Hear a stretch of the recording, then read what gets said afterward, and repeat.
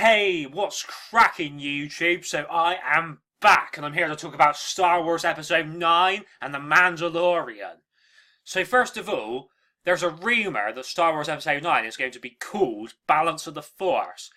Now this has sparked a lot of backlash online because a lot of people are saying that this isn't a good title.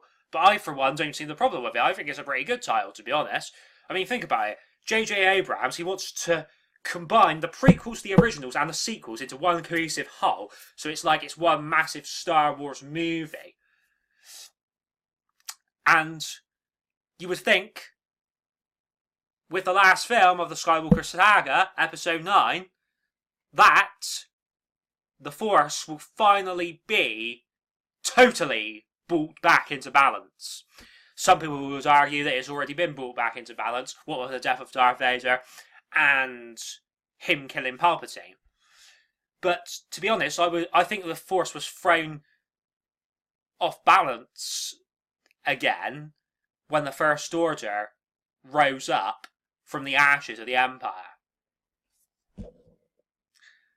Now, in terms of The Mandalorian, we still don't have a release date for it. All we know is it's going to come out sometime in 2019. And it's going to be on the Disney streaming service. Now, I think it's absolutely ludicrous that Disney expect us to pay for a streaming service after they cocked up The Last Jedi. I mean, you can't blame Rian Johnson totally. There are others to blame as well, such as Kathleen Kennedy. Basically, The Force Awakens was better than Last Jedi. And believe me, I didn't expect that to be the case. I thought Last Jedi was going to be better. Mainly because with The Force Awakens, you just had Luke at the end of the film, but with Last Jedi, you had Luke for most of the film. But it's like, they pretty much totally destroyed his character, though. I mean, maybe saying that is a bit far. Maybe I should just say they could have wrote his character better, meaning Rian Johnson could have written his character better. I mean, Luke Skywalker, he was my childhood hero, he's still my hero today. And to see him die on the big screen, it was very emotional. I mean, it could have been more emotional if the story was written better, but still, it's still going to have an impact with such a major character in popular culture passing away. I mean, I know we're going to see his Force Ghost in Episode 9, most likely. Or we're at least going to see him in a flashback. But, you know, now that the character has passed away, it's different.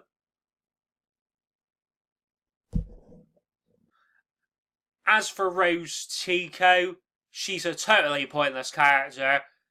The worst character in Star Wars history, even worse than Jar Jar Binks.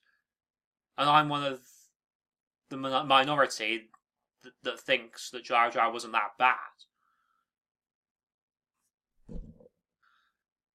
To me, it seems like Rose is getting in the way of what could potentially be a romance between Finn and Rey.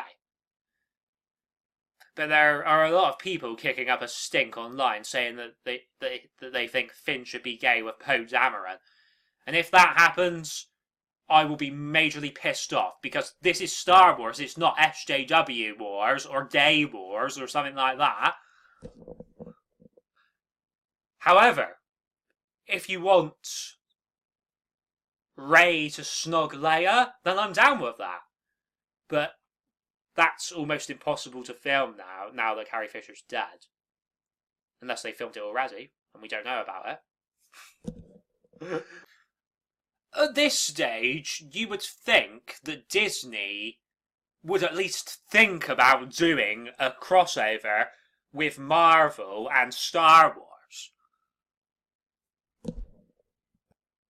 I mean, that's what people want to see, and the people who don't want to see it, they can just piss off as far as I'm concerned, because I don't see how you can be a Marvel fan without being a Star Wars fan. Really, the only reason that I got into Marvel in the first place is because of Star Wars, because I could see similar elements in both franchises, the sci-fi and fantasy elements. And both franchises are fun and exciting. But Disney has sort of evaporated the excitement out of Star Wars recently, and we need to get that excitement back in there, don't we, guys? Just imagine if Captain America had a shield that had lightsabers on the end of it. What I mean is, he could have one lightsaber at each end of the shield. But anyway, we're not going too far down that rabbit hole. I mean, I think if anything like that was going to happen, it'll be far in the future. Probably like when I'm 40 or something like that. Personally, I want Cap to knock Kylo Ren out with his shield and basically say, oh, you've got nothing on your grandfather, because obviously his grandfather is Darth Vader.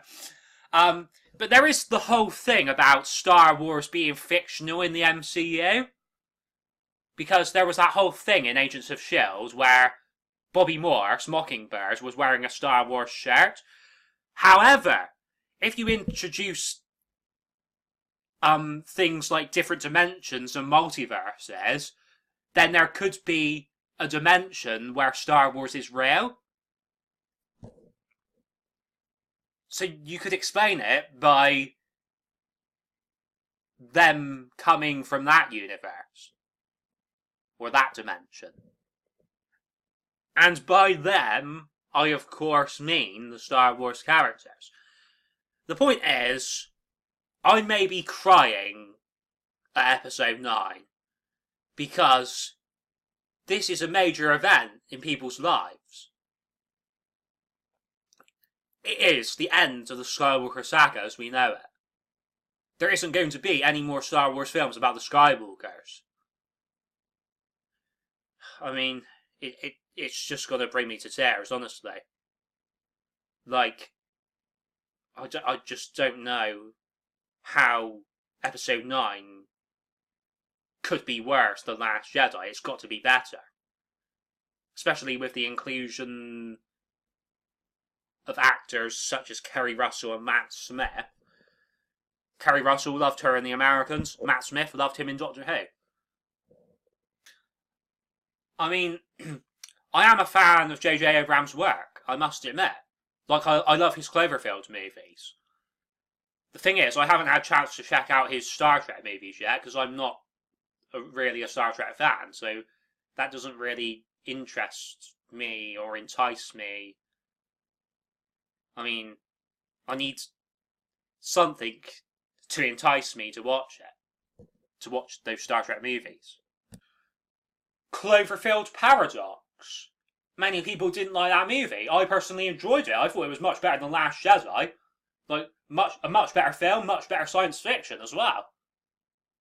I mean, I know it was controversial, the decision to put it direct to Netflix instead of releasing it in cinemas, but still, it doesn't take away from the quality of the movie. But I do understand where people are coming from with that, because it is a much more immersive experience seeing a film on the big screen. I mean, obviously,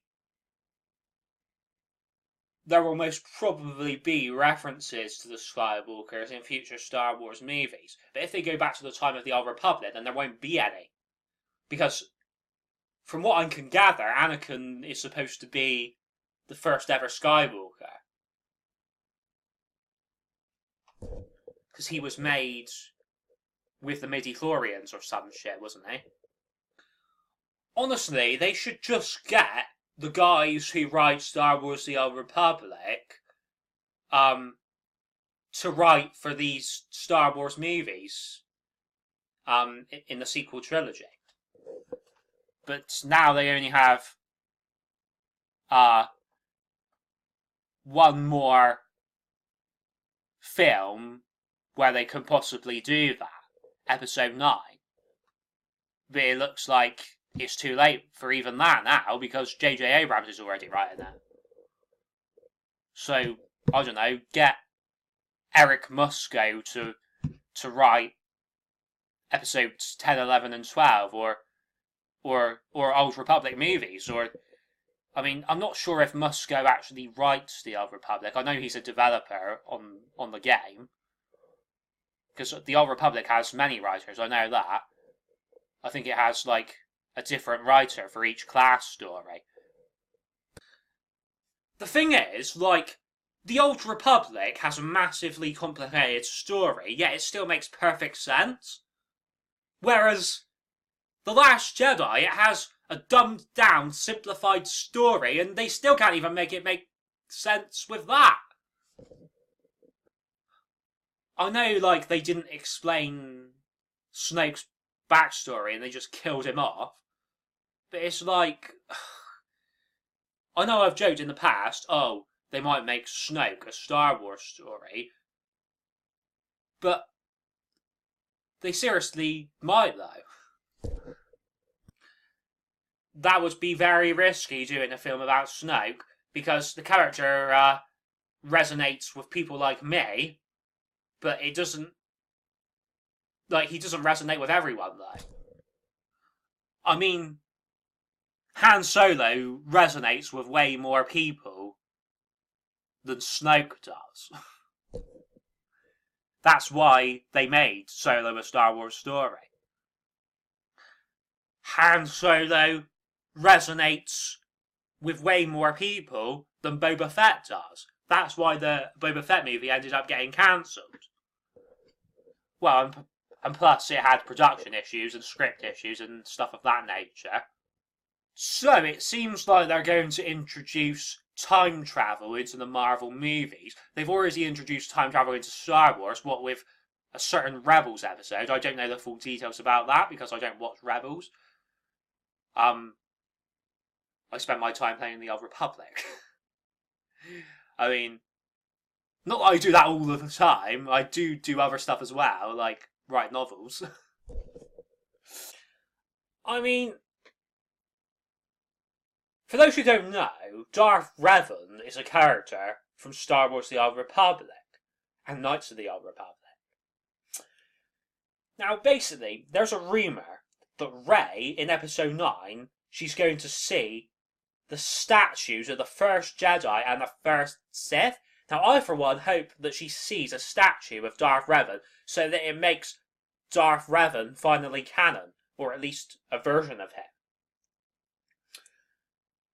Better still, if she saw a ghost of Darth Revan, I mean, why can't she just travel back in time to the time of the Old Republic and see Revan dueling someone or something of that nature? Like, even if she sees a vision of Revan, I would be happy with that. Even if there was, like, a scene that triggers a flashback to the Old Republic. So, I don't know, Rey could find a sacred Jedi text and that could trigger the flashback to the Old Republic. There could be a bit of text at the bottom of the screen that says, in the time of the Old Republic, or something of that nature. I mean, to be honest, either Rey or the Kerry Russell character should be a relation to Bastila Shan. If you don't know who Bastila Shan is, she's a character from the Old Republic. Now, if these characters end up being related to somebody from the prequels or the originals, then that will just be a bit underwhelming. I know a lot of people want the Kerry Russell character to be Mara Jade, and I wouldn't mind that. As for her being a Knight of Ren, that would be a bit shit. I mean, why did they even introduce the Knights of Ren in the first place? They don't do Sodal.